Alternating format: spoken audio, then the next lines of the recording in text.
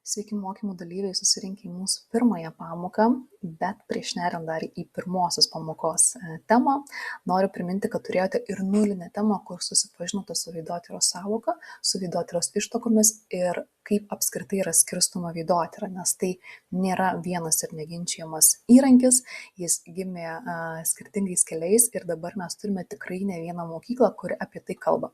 Tad per šį video supažindinsiu jūs su pačia esme, ką būtų gerai jums žinoti, o kai baigsite mokymus, aš tikiu, kad ne vienam iš jūsų norėsis grįžti prie šios nulinės temos ir pasigilinti į tas ištakas ir kaip gimė šis metodas.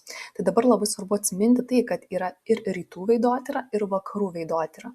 Vakarų veidotyra yra daug naujesnė, tai Europoje gimusi kryptis, kurie būtent ir buvo naudojama veidotyra tam, kad identifikuotų žmogaus charakterį. O rytų veidotyroje ištakos yra daug senesnės, daug gilesnės ir ten jau pagal veidą yra ir skaitomas žmogus likimas, ir sveikata, ir taip pat tas pats charakteris. Ką svarbu suprasti, kad mes sujungsime keletą skirtingų mokyklų šiuose mokymuose, tai būtent dėl to jie yra tokie išsamus. Ir juose tikrai rasite visko daug, bet labai tikiu, kad nepasiklysite, nes akcentai, kurie yra reikalingi jums žinoti, taip pat bus sudėti. Kam dabar yra naudojama veidotyra? Tai pagrindinis dalykas tai yra žmogaus charakterio nustatymas, nuskaitimas.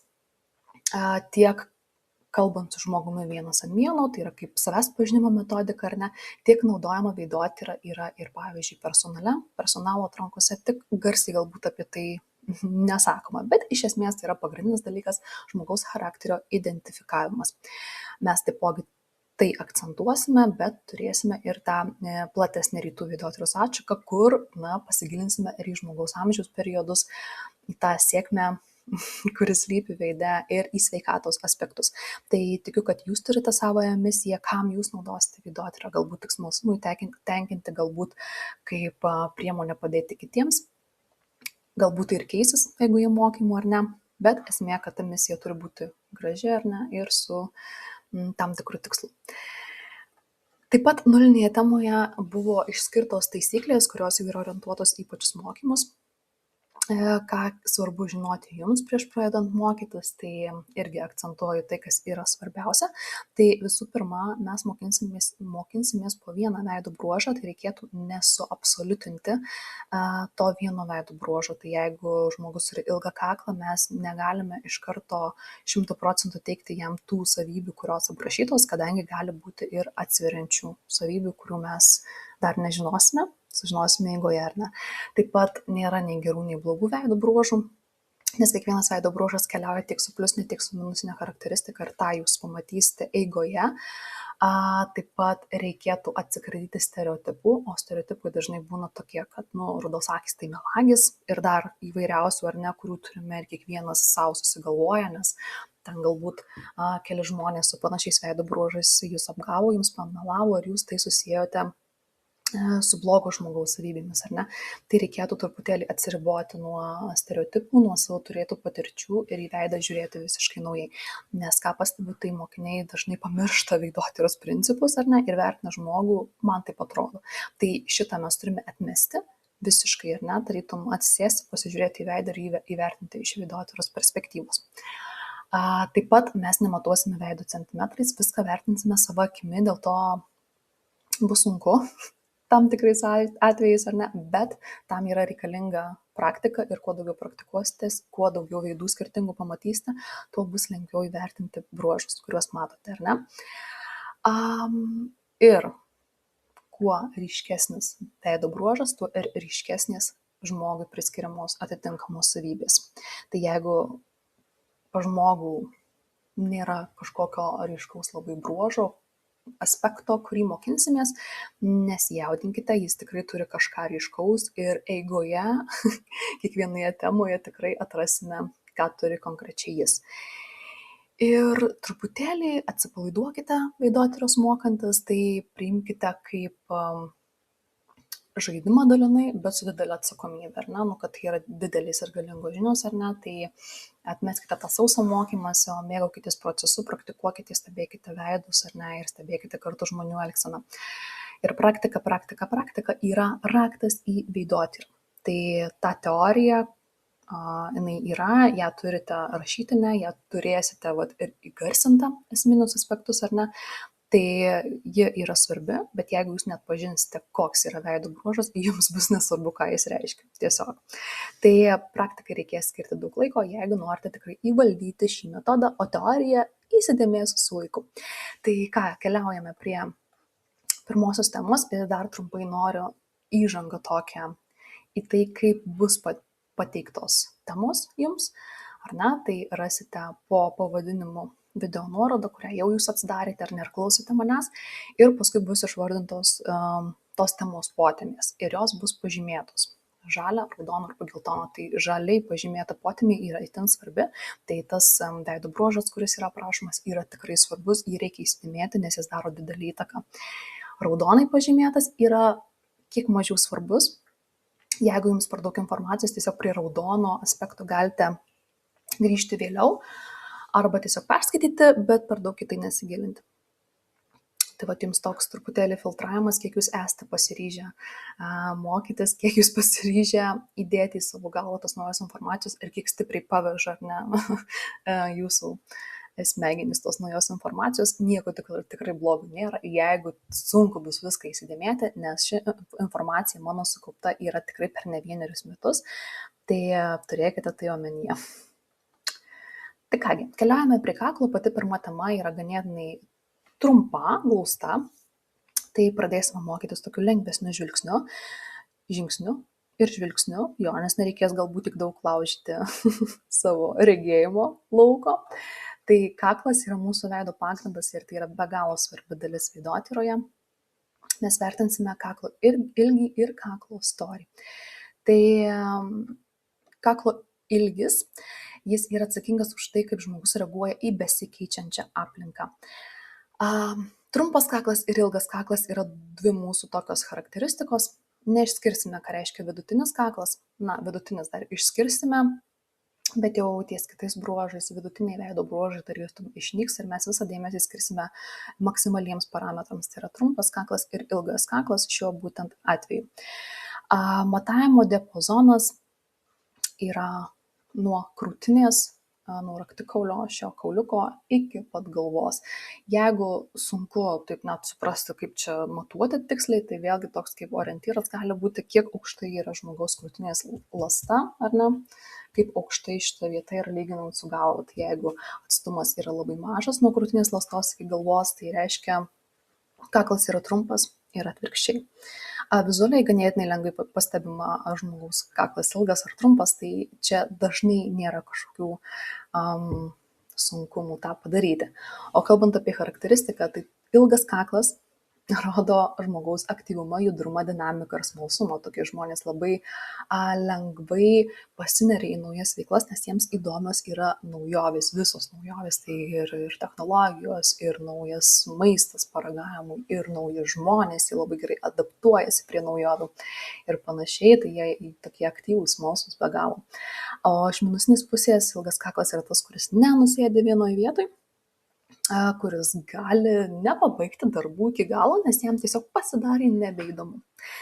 O trumpas kaklas tai yra priešingai, tai yra stabilus, sėslus, konservatyvus, vertina laiko patikrintus dalykus, bet iš minusinės pusės, jeigu jau gyvenimas atneša daug naujovių, jam labai sunku prie to prisitaikyti, ima stresuoti, jam nepatinka, jis sunkiai prisitaiko. Bet tokie žmonės jau, jeigu nusprendė kažką, tai jau padarys iki galo.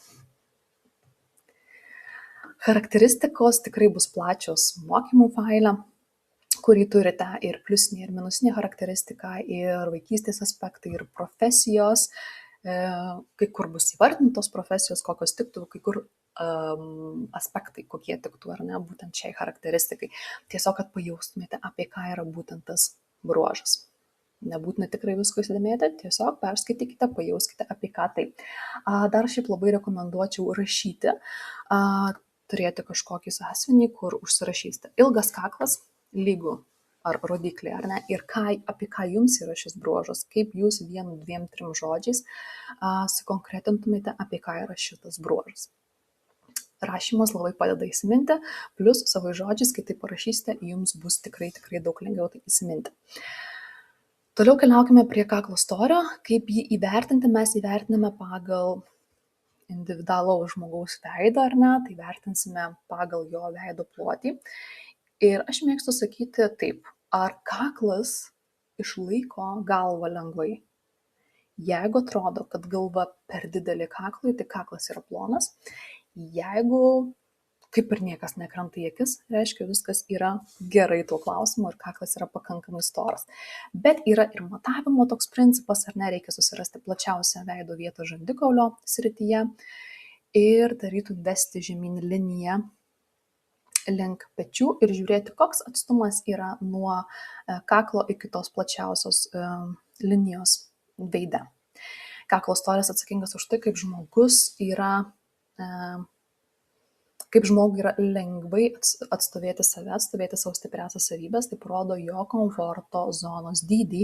Tai storas kaklas yra plati komforto zona, žmogui lengviau realizuoti save ir visus veide parašytus parametrus, nes jo yra aukštas pasitikėjimas savimi, stabilumas, tarytum pamatas yra labai stiprus. Ar ne? Pasižiūrėjus į tokį veidą, į tokį kaklą jūs matote, jaučiate stiprybę šio žmogaus. O plonas kaklas tai jau yra padidintas atsargumas, labai geras pavojų numatymas ir kartu tokiam žmogui yra sunkiau realizuoti visą tai, kas parašyta jo veide, nes tas perdėtas atsargumas jį stabdo. Tiesiog yra mažesnė savivertė ir siauresnė komforto zona, tai jam jau tas išėjimas iš komforto zonos reikalauja daug daugiau pastangų. Toliau keliaukime prie tokio papildomo parametro kakle, tai yra pagurklio. Pagurklis, dar prie jo mes grįšime pabaigoje. Tai esminis dalykas toks. Pagurklis tai yra labai taip nesušvelnintai sakant, tinginuko toks truputį parametras, ar ne? Tai toks žmogus sunkiai labai aktyvuojasi situacijose, kuriuose jam yra neįdomu. Jis toks linkęs kažkiek tam apeiti situaciją, lengviau pasidaryti savo dalykus, ar ne? Ar rasti išeitį greitesnį ar trumpesnį kažkokioje situacijoje. Tai žmogus mėgstantis komfortą, mėgstantis patogumą. Ir tai taip pat yra autoriteto simbolis, kad toks žmogus yra autoritetingas. Tai mes turime dabar tokias 2 šakas, ar ne, ką reiškia šis bruožas. Tai mes turime sulaukti kitų temų, kad suprasti, kur labiau bus linkęs žmogus turintis pagurklį, ar ne. Ar ties tuo labiau tinginuku, ar ties tuo autoritetingu žmogumi, bet kartais šie parametrai ir kartu labai gražiai dera ir jie kartu žmogui veikia. Toliau dar mokymų failę rasite Duk skiltį, tai dažniausiai užduodami klausimai, tai ten dar tokių aspektų, niuansėlių per tą visą savo laiką, kiek dirbu su veidotyra, kiek esu įvairiausių klausimų gavusi, ar ne, tai didžiąją dalį jų čia ir sudėjau, tam, kad jūs dar labiau praplėstumėte savo lauką, matymo lauką tam tikro bruožo aspektu, tiek, kad galbūt iš karto atsakyčiau į jums kylančius klausimus. Tai permeskite akimis ir kai jau įsisavinsite teorinę medžiagą, keliaukite prie namų darbų, kuriuos turite. Neskubant, atlikite juos, pasižiūrėkite, kaip sekasi pastebėti, kaip sekasi veikti su turima teorinė medžiaga ir paskui keliaukite prie praktinės dalies jau su savo pasirinktais modeliais, su savo pasirinktais žmonėmis ir jau juos taip pat įvertinkite pagal kaklo aspektus, kokį kaklą matote, ilgą, trumpą, storą, ploną ir nepamirškite, kad gali būti vidutinis kaklas tiek ilgių, tiek storių. Tai taipogi tai yra parametras, ar ne, kadangi mes dar mokomės, tai įvertinam, kad kaklas yra vidutinio ilgio ar vidutinio storio ir ką tai reiškia, kad bus vidutinės savybės, kad bus subalansuotos savybės. Jeigu vidutinis kaklo ilgis, tai reiškia, kad žmogus yra, jo aktyvumas yra subalansuotas, jis gali prisiderinti ir prie naujovių, ar ne, saikingai, tiek kartu gali pabūti ir prie tų pačių likusių reikalų, ar ne, nėra to didelio poreikio keistis, bendrauti su naujais žmonėmis, jis toks yra subalansuotas šitame variante. Tai vat su vidutiniais bruožais visada bus tas aukso viduriukas, mes jį pabandysime visada atrasti žodžių pagalba, ar ne. Bet jau pačioje mokymų pabaigoje vidutiniai bruožai dažniausiai išnyks ir mes kalbėsime tik apie tame veide matomus ryškiausius bruožus. Tai jeigu kyla klausimų, drąsiai rašykite ir keliaukite dar prie medžiagos, o paskui prie praktinės dalies. Iki.